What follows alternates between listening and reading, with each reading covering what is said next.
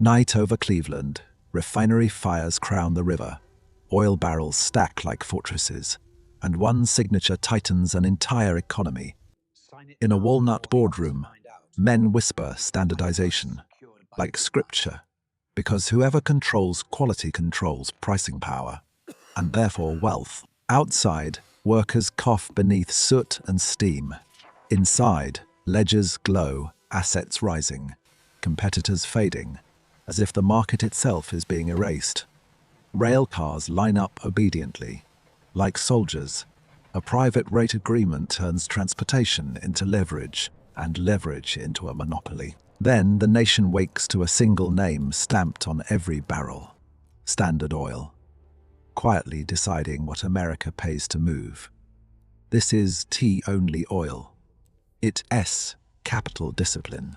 Control the supply chain, and you control inflation at the pump. Before it's called that. For rivals, the choice is simple: sell cheap today or bleed tomorrow. Bankruptcy becomes the tax for resisting consolidation. For banks, it is irresistible: predictable cash flow, secured assets, expanding market share. Debt becomes fuel for empire, not danger. And for consumers, the bargain is seductive: lower prices, cleaner kerosene, while one company quietly writes the rules for everyone. But every empire invites a reckoning. When a monopoly touches every household, politics turns personal, and regulators smell blood rewind. Before the crown, there, as a boy in a plain suit, counting pennies like soldiers, practicing control on himself. Cleveland in the 1850s, muddy streets, iron lungs of factories, sermons on Sundays. Discipline is the only luxury he can afford. He keeps a ledger before he keeps a fortune. Every expense is measured. Every temptation becomes a debt he refuses to carry. When others chase speculation, he chases certainty. Steady margins, repeatable processes, reliable partners. This is standardized thinking before oil. Then America discovers kerosene, light captured in liquid. Demand explodes. Households paying nightly tribute to whoever supplies the lamp. Oil is messy at first. Wildcat wells, inconsistent quality, fires that swallow fortunes. Chaos is opportunity for someone who hates chaos. He enters refining, not drilling. Upstream is gamble, refining is control, turning crude uncertainty into sellable certainty, barrel by barrel. In dim offices, he negotiates like a banker, not a dreamer. He wants predictable assets, not romantic discoveries. His advantage is boring and lethal efficiency. Waste becomes a sin. Productivity becomes a prayer. Costs fall like dominoes. Standardization means trust. Same flame, same brightness. Every time. In finance, reliability is a currency, and he mints it. Now comes the real game: transportation. Railroads are arteries, and rates are oxygen. Control the rate, and you control survival. He offers rail executives volume, endless barrels, and asks for secret rebates. Quiet discounts become a weapon no rival sees. With cheaper shipping, he can underprice competitors without losing money. Pricing power is int-T brutality. It's mathematics with sharp teeth. Small refiners face a nightmare: match his price and starve, or keep their price and watch customers vanish. Then Rockefeller arrives with a smile and an offer: sell your plant today, or lose everything tomorrow. He buys competitors the way storms buy rooftops, one by one, then suddenly all at once. Consolidation becomes inevitability. To the public, it looks like progress: bigger facilities, lower costs. To rivals, it feels like suffocation wearing a silk glove. He perfects vertical integration: barrels, pipelines, rail cars, sales offices. Every link becomes an asset he can leverage, and he captures byproducts others throw away: lubricants, wax, chemicals. In his empire, even waste becomes revenue. Money follows order. Banks prefer predictable empires to chaotic startups. So credit widens, debt transformed into expansion capital in distant financial centers, London counting houses, gilt certificates, couriers in rain. Investors reward stability, not romance. Rockefeller understands something timeless. Markets fear uncertainty. If you sell certainty at scale, you can charge for peace of mind. Soon his share swells. Rivals become footnotes. The nation's energy system begins to resemble a private kingdom with invoices. But the bigger the crown, the louder the questions. Who sets the price? Who decides the winners? Who owns the future? Critics call it tyranny. Supporters call it efficiency. Rockefeller calls it stewardship. An empire of discipline, guarded by contracts. Behind closed doors, lawyers invent a new machine, the trust. Many companies, one control legal camouflage for consolidated power. The trust turns ownership into a chessboard. Shares become pieces. Boards become puppets. Decisions flow from one quiet center. This is the moment monopoly stops being a rumor and becomes architecture designed, documented, defended, and monetized. And as kerosene money floods in, a new fear rises. If one man can standardize oil, what else can he standardize? Because the true product is in T-fuel. It's S-control. Over assets, over debt, over prices, until the nation must decide, endure, or fight. By the 1880s, Standard Oil's shadow stretches coast to coast, pipelines like veins, refineries like cathedrals of capital. In rail yards, his tank cars roll first. Preferred rates mean preferred survival, an invisible subsidy paid by every competitor. Rockefeller does shout. He standardizes. He measures every barrel, every cent, until efficiency becomes a form of domination. Prices fall, and America applauds. Yet the applause sounds different when you realize choice has quietly disappeared, because monopoly is in only higher prices. It's gatekeeping, deciding which businesses receive oxygen and which suffocate in paperwork. Rivals whisper about rebates and threats, but proof evaporates. The trust's power is designed to look like coincidence. In mansions lit by kerosene, wealth becomes tradition. Marble staircases, silver trays, dividends arriving like clockwork. Yet on the factory edge, families live in soot and debt, paying for light while profits climb to distant boardrooms.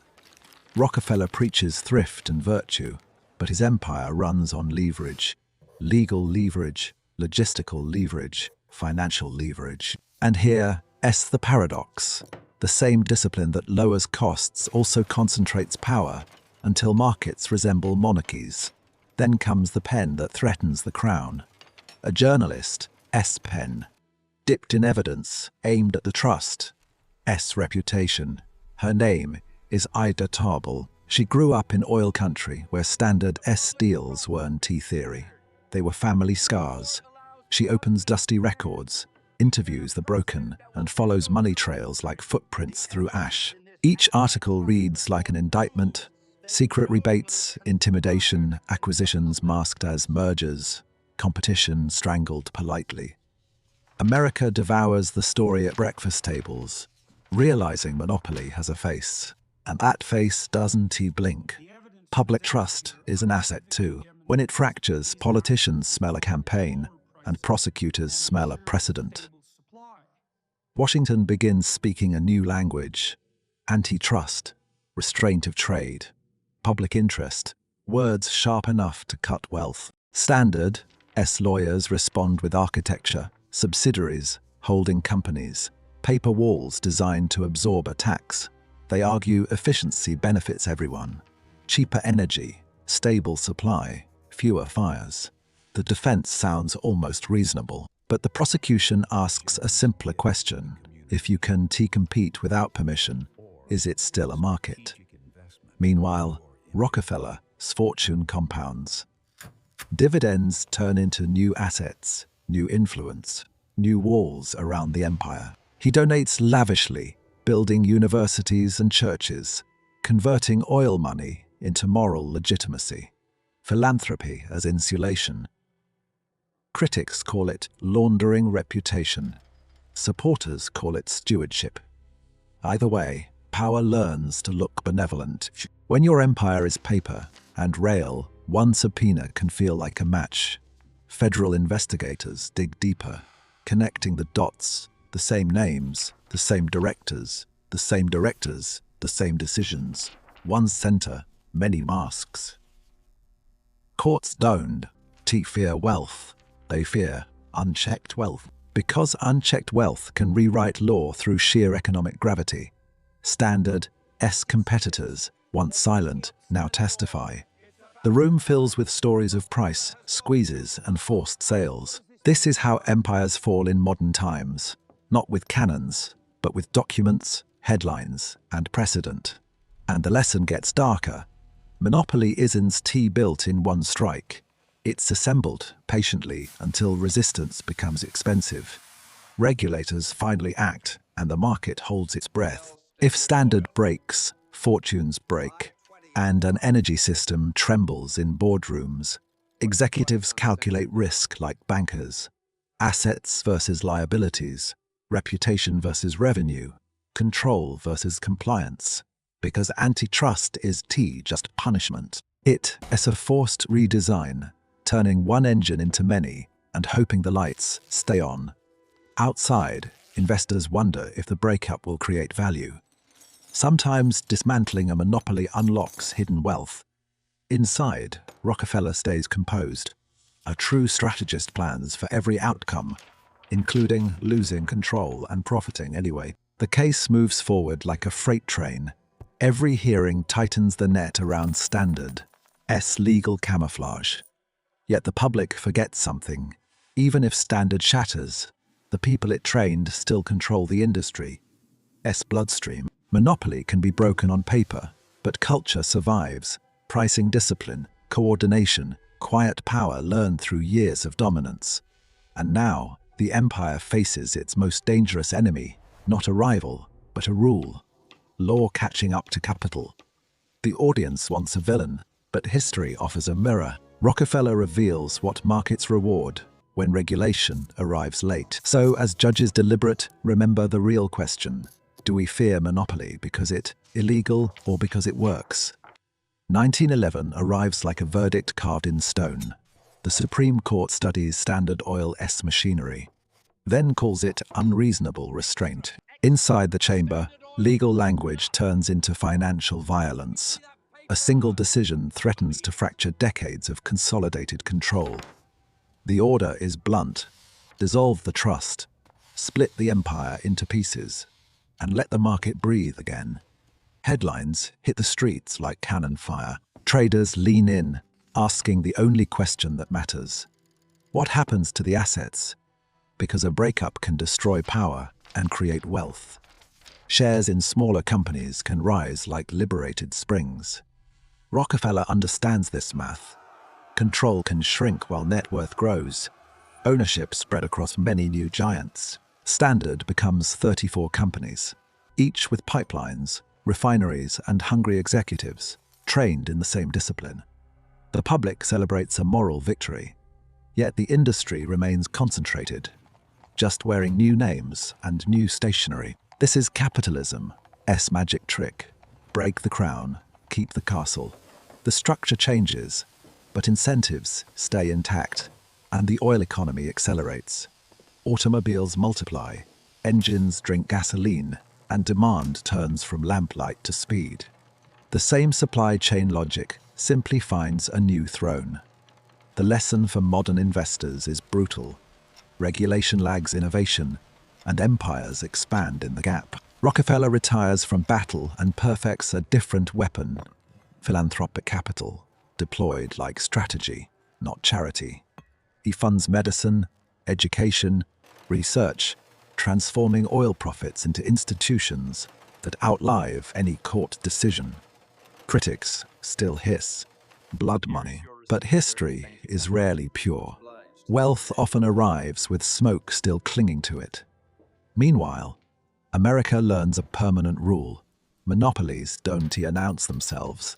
They arrive as convenience, then become dependency, and dependency becomes leverage. When the economy can function without your product, you own negotiation itself. Standard, S breakup, also seeds today. S oil titans, names that echo through portfolios, pensions, and modern geopolitical risk. The 20th century proves it. Oil is end, T a commodity. It S strategic infrastructure, assets that governments will fight over. Rockefeller's true invention was T-oil. It was the operating system of monopoly, standardize, integrate, then leverage scale. Look closely and you'll recognize it today. In tech platforms, shipping giants, insurance empires, anywhere scale crushes choice. The pattern begins with a bargain cheaper, faster, cleaner. Then it ends with a toll booth on the entire economy. Antitrust is meant to stop the toll booth. Yet enforcement swings like a pendulum. Hard in crises, soft in booms. Rockefeller's era teaches a high RPM truth. Market share is power, but narrative is protection until evidence arrives. Ida Tarbell didn't beat standard with money. She beat it with credibility, an intangible asset that moves courts and crowds. In the end, the Supreme Court breaks the structure, not the ambition. America still rewards the hunger that built it, and Rockefeller dies unimaginably wealthy, proof that legal defeat can be financially survivable when your assets are everywhere. So what do we do with this story? Condemn it, admire it, or study it like a manual for modern power? Because if you want to spot the next monopoly, don't look for villains. Look for industries being quietly standardized. The oil crown was never just a crown. It was a blueprint, one that still tempts every founder, banker, and regulator today. And the financial lesson is simple. Whenever one firm owns the pipes, the rails, and the rules, competition becomes theater. In markets, the most dangerous word is price. It's permission, because permission is the hidden tax on innovation. Rockefeller mastered permission through logistics and contracts. Today, it's mastered through platforms, data, and distribution. So, when you hear efficiency, listen carefully. Sometimes it's progress. Sometimes it's the first brick in a fortress. The Standard Oil story ends in court, but its logic continues, quietly shaping every industry that touches your wallet. Because capitalism does fear morality. It fears constraints. And without constraints, the strongest incentive is to consolidate.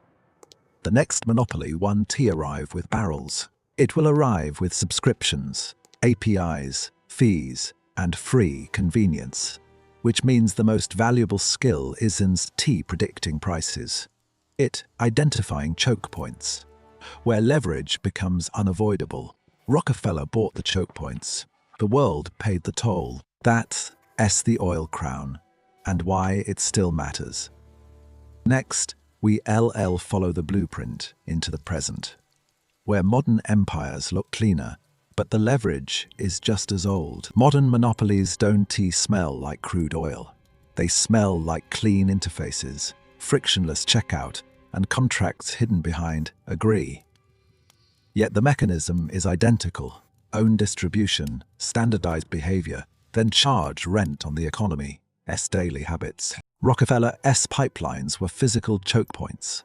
Today, choke points are digital, platform fees, payment rails, data moats, switching costs. Every era has its kerosene moment, when a new product becomes necessity.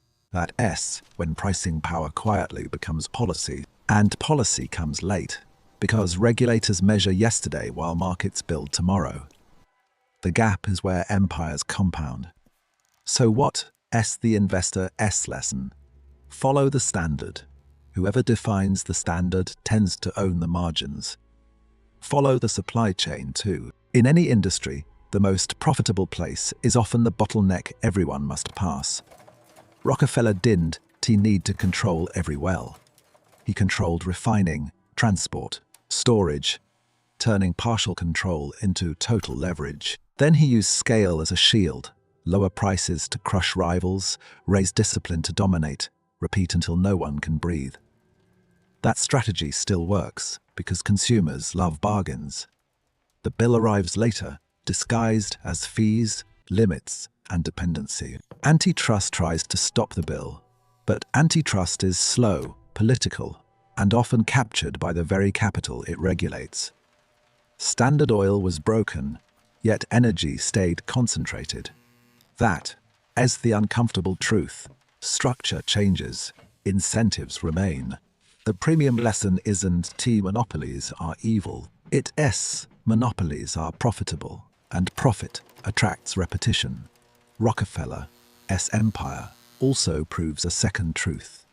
Reputation is an asset, and philanthropy can be a long-term hedge. But even philanthropy can't erase the core equation. Control distribution plus scale equals pricing power.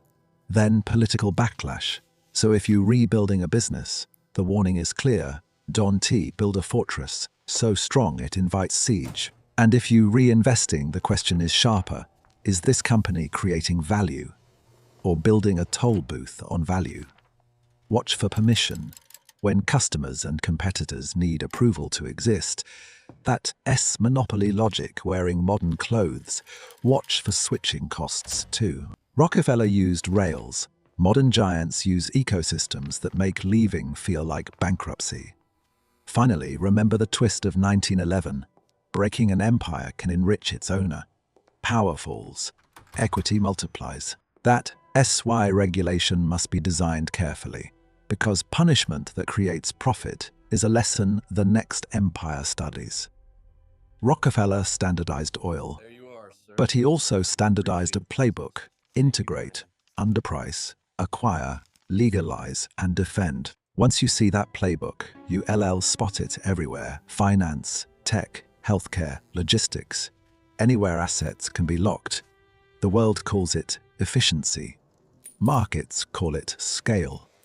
But history calls it what it is: concentration of power. And power always demands a price, paid in competition, innovation, and sometimes democracy, when capital buys the narrative.